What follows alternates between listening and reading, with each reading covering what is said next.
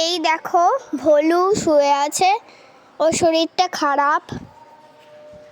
আর এই দেখো খুব সুখবর, এই দেখো আমাদের সেই উনুনটায় রান্না করছে। উনুন থেকে কি সব সাদা সাদা বেরোচ্ছে, এই দেখো। আর একটা হ্যাক বলে দিই, সবসময় তোমরা তো উনুনে রান্না করতে গিয়ে উনুনে আগুন আছে না, আগুন দেশলাই দিয়ে আমরা আগুন জ্বালাই, সে আগুনের তাপে পুরো হাঁড়িটা পুরো কালো হয়ে যায়।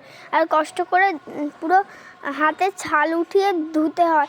আর তাই জন্য একটা টেকনিক বলে দিই, তোমরা একটুখানি হলো হাঁড়িতে, দেখো আমার আম্মুর হাত পুড়ে গেল, তারপরে বলছি তোমাদের, হাঁড়িতে একটুখানি মাখিয়ে নেবে মাটি, তারপরে তোমরা দেবে উনুনে।